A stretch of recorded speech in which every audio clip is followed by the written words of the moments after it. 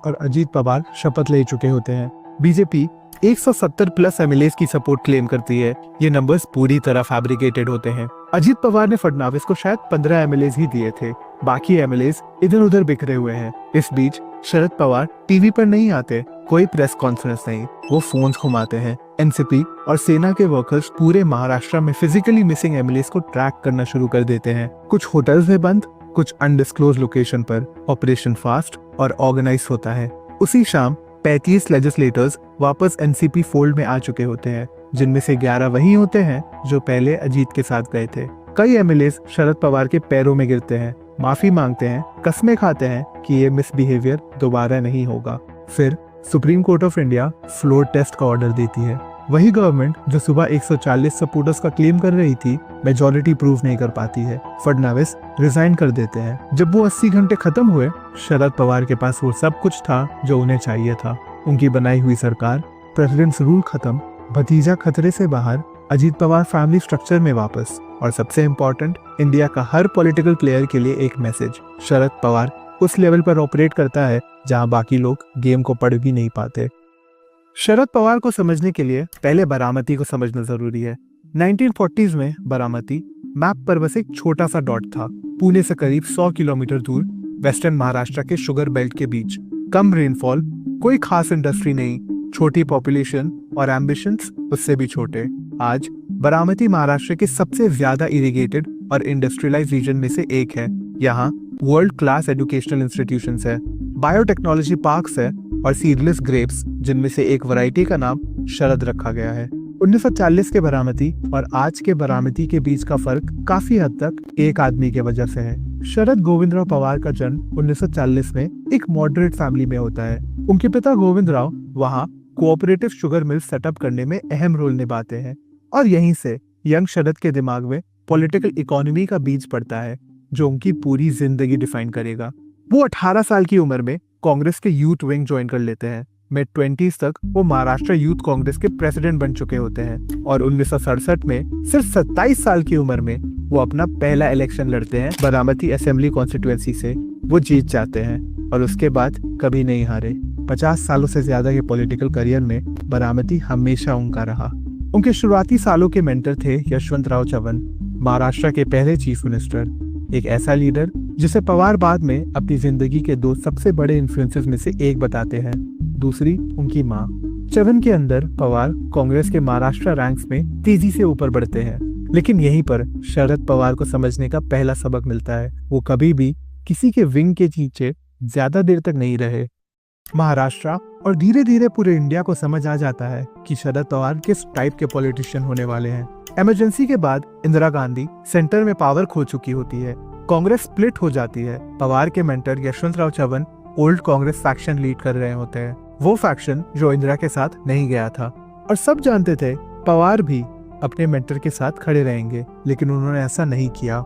सिर्फ 37 साल की उम्र में शरद पवार 35 कांग्रेस एमएलए के साथ पार्टी से ब्रेक करते हैं और जनता पार्टी के साथ हाथ मिला लेते हैं, वही पार्टी जिसने इंदिरा गांधी को हराया था। महाराष्ट्र में नई सरकार बनती है और शरद पवार महाराष्ट्र के यंगेस्ट सीएम बन जाते हैं। फिर 1980 आता है।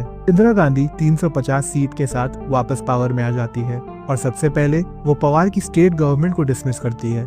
महाराष्ट्र में प्रेसिडेंट्स रूल लग जाता है, पवार पावर से बाहर हो जाते हैं। उनका गैम्बल फेल हो चुका था, मेंटर छूट चुके थे, मगर वो खत्म नहीं हुए थे।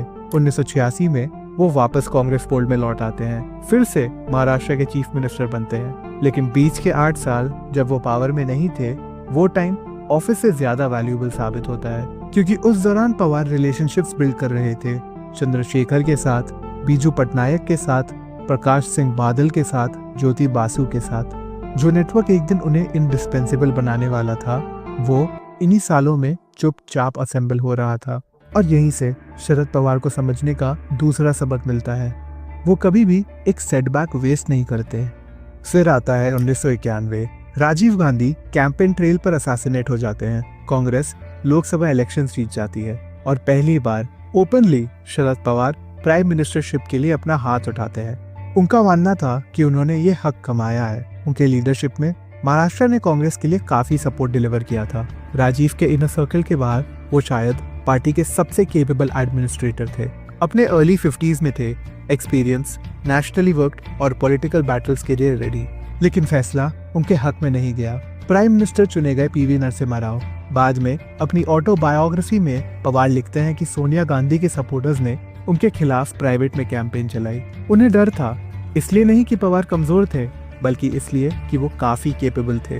राव ने पवार को डिफेंस मिनिस्टर बना दिया, एक ऐसा पोस्ट जो बाहर से ऑनर लगता है लेकिन अंदर से कंसोलेशन प्राइज जैसा था। पवार ने उसे एक्सेप्ट कर लिया, लेकिन कभी भूले नहीं।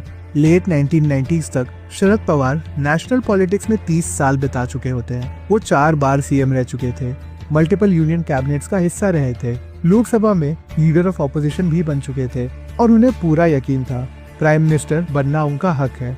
1996 से 98 के बीच इंडिया ने 4 अलग प्राइम मिनिस्टर देखे। कांग्रेस का पार्लियामेंट में सीट काउंट कोलैप्स हो चुका था। सीनियर लीडर्स दूसरी फॉर्मेशन की तरफ ड्रिफ्ट कर रहे थे और फिर सोनिया गांधी कांग्रेस प्रेसिडेंट इलेक्ट होती है। उनका कोई ग्रास रूट पॉलिटिकल एक्सपीरियंस नहीं था, वो खुद पॉलिटिक्स में कभी नहीं आना चाहती थी। पवार के नजरिए से सोनिया वो सब कुछ थी जिसके आसपास पार्टी को अपना फ्यूचर बिल्ड नहीं करना चाहिए। और फिर पवार ने एक्ट करने का फैसला किया।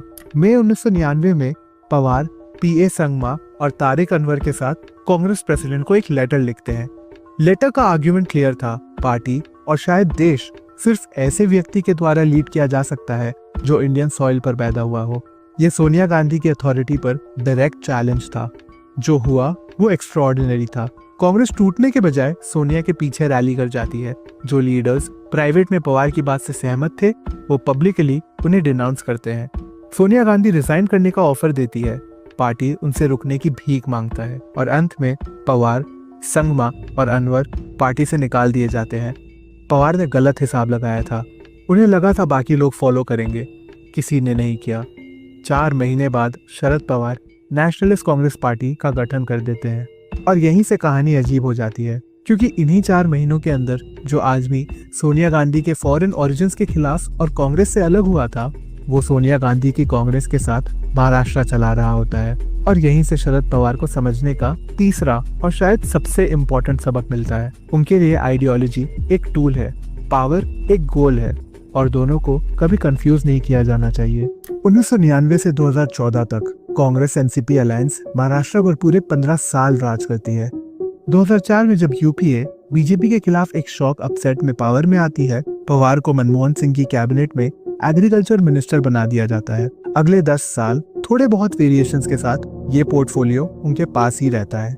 यही वो दौर है जब पवार का नाम इंडिया के हर कोने में पहचाने जाने लगा, लेकिन हमेशा सही वजह से नहीं। उन पर आरोप लगते हैं और उनका नाम बिना कभी फॉर्मली चार्ज हुए एक लंबी लिस्ट से जुड़ता है। Wheat procurement, sugar exports, 2G spectrum allocation, Dabhol power plant, land acquisition, cricket administration और पुणे के पास एक प्राइवेट हिल स्टेशन लवासा से।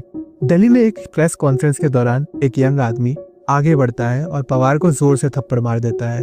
वो पब्लिक में उन्हें चोर चिल्लाता है। पवार कभी भी किसी केस में कन्विक्ट नहीं होते, लेकिन ये सब एक्यूमुलेट होता रहता है और धीरे धीरे एक पब्लिक परसेप्शन बनने लगता है कि पवार की एक्स्ट्राऑर्डिनरी इन्फ्लुएंस एक कीमत पर आती है, कि जो नेटवर्क उन्होंने दशकों में बिल्ड किया वो सिर्फ पॉलिटिकल नहीं, इकोनॉमिक भी है और दोनों को अलग अलग करना नामुमकिन है। फिर भी इन सब के बीच उनकी एक्चुअल पावर कम होने के बजाय और बढ़ती हुई लगती है। नरेंद्र मोदी की भारतीय जनता पार्टी 282 सीट्स के साथ अपने दम पर एक क्लियर मेजॉरिटी ले आती है। कांग्रेस का सत्यानाश हो जाता है। एनसीपी 4 सीट्स पर आ जाती है। इसके बाद आते हैं Maharashtra state elections. Congress NCP alliance fracture हो जाता है। दोनों पार्टीज अलग अलग लड़ने का फैसला करती है और फिर शरद पवार हर किसी को शॉक कर देते हैं। एनसीपी महाराष्ट्र में बीजेपी की माइनॉरिटी गवर्नमेंट को आउटसाइड सपोर्ट दे देती है। इसके साथ ही देवेंद्र फडणवीस स्टेट के पहले बीजेपी चीफ मिनिस्टर बन जाते हैं। कोई कंडीशन नहीं, कोई डिमांड नहीं, सिर्फ अनकंडीशनल सपोर्ट। पवार ने अपने सबसे बड़े राइवल को सीधा बूस्ट दे दिया। और क्यों? ये सवाल आज भी डिबेट का विषय है, लेकिन एक बात बिल्कुल क्लियर है, 2014 से 2019 के बीच शरद पवार के पॉलिटिकल लाइफ के सबसे मुश्किल साल थे। सेंटर में कोई पावर नहीं, महाराष्ट्र में उनकी पार्टी सेकेंडरी रोल में सिमट चुकी थी और उनकी नेशनल रेलेवेंस जो हमेशा कोalition पॉलिटिक्स पर टिकी रही थी, बीजेपी की एब्सोल्यूट मेजॉरिटी के सामने गायब होती हुई लग रही थी। इसी दौरान देवेंद्र फडणवीस कहते हैं the Pawar era is over. वो काफी गलत साबित होने वाले थे। महाराष्ट्र स्टेट इलेक्शन से कुछ ही हफ्तों पहले एनफोर्समेंट डायरेक्टरेट शरद पवार को Maharashtra state cooperative bank scam के मामले में नोटिस इशू करती है। ईडी ने सीधा उन्हें टारगेट किया था। उनकी पार्टी के नंबर्स गिर रहे थे और ज्यादातर पॉलिटिकल एनालिस्ट उन्हें राइट ऑफ कर चुके थे। मगर पवार पुणे जाते हैं और एक प्रेस कॉन्फ्रेंस करते हैं। वो अनाउंस करते हैं कि ईडी के सामने वो खुद आएंगे और उसके बाद वो एक ऐसी इलेक्शन कैंपेन लॉन्च करते हैं जो महाराष्ट्र ने दशकों में नहीं देखी। रोज 3 मीटिंग्स, 40 डिग्री की गर्मी और फिर आता है वो मोमेंट जो वायरल हो जाता है। एक ओपन एयर रैली में अचानक जबरदस्त बारिश होने लगती है और फिर भी शरद पवार बोलते जाते हैं, बिना रुके, बिना स्टेज छोड़े। क्राउड पागल हो जाता है। इलेक्शन के रिजल्ट आते हैं। Bharatiya Janata party Shiv Sena alliance state elections जीत जाती है, लेकिन कंफर्टेबल मेजोरिटी के बिना। और फिर एक क्रैक पड़ता है। शिवसेना, जो आइडियोलॉजिकली एनसीपी से सबसे दूर खड़ी पार्टी थी, चीफ मिनिस्टर मांग लेती है। बीजेपी मना कर देती है और अचानक शरद पवार के सामने वही ओपनिंग आ जाती है जिसका वो इंतजार कर रहे थे। अक्टूबर-नवंबर 2019 में महाराष्ट्र में जो हुआ वो इंडियन डेमोक्रेटिक हिस्ट्री के सबसे रिमार्केबल पॉलिटिकल ऑपरेशंस में से एक था। शरद पवार ने सिचुएशन को अच्छे से नाप लिया था। उन्होंने देखा कि उद्धव ठाकरे चीफ मिनिस्टर बनना चाहते थे। उन्होंने देखा कि इंडियन नेशनल कांग्रेस सिर्फ रेलेवेंट रहना चाहती थी और उन्होंने ये भी देखा कि इन दोनों पार्टीज के साथ और अपनी एनसीपी के 54 एमएलएस को जोड़कर नंबर्स का एक क्लियर मेजॉरिटी पॉसिबल था। प्रॉब्लम ये थी कि ये अलायंस आइडियोलॉजिकली बिल्कुल सेंस नहीं बनाता था। Shiv Sena Hindu nationalist party, Congress secular, NCP कहीं बीच में। तीनों पार्टीज पिछले 30 सालों से महाराष्ट्र पॉलिटिक्स के लगभग हर बड़े इशू पर ऑपोजिट साइड्स पर रही थी।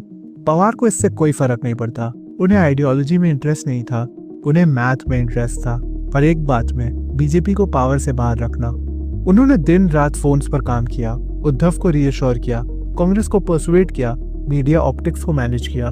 मगर फिर आता है मिडनाइट ड्रामा।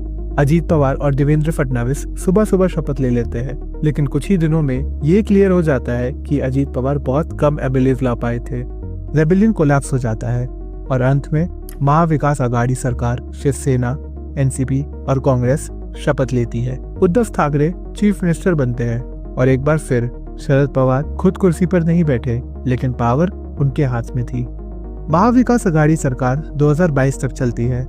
फिर एकनाथ शिंदे शिवसेना के अंदर एक रेबेलियन लीड करते हैं और एनडीए गवर्नमेंट कोलैप्स हो जाती है। उद्धव ठाकरे पावर से बाहर हो जाते हैं और बीजेपी वापस आ जाती है। शरद पवार ऑपोजिशन में चले जाते हैं। मगर फिर आता है जुलाई 2023। वो चीज जिसका कुछ लोगों को डर था हो जाता है। अजीत पवार एनसीपी के एमएलएस के साथ बीजेपी शिवसेना कोalition गवर्नमेंट ज्वाइन कर लेते हैं। वो खुद डेप्यूटी सीएम बन जाते हैं फिर से, और जो पार्टी शरद पवार ने खुद बनाई थी, जिसे उन्होंने 24 साल तक नर्चर किया था, सब कुछ उनके भतीजे ले जाते हैं।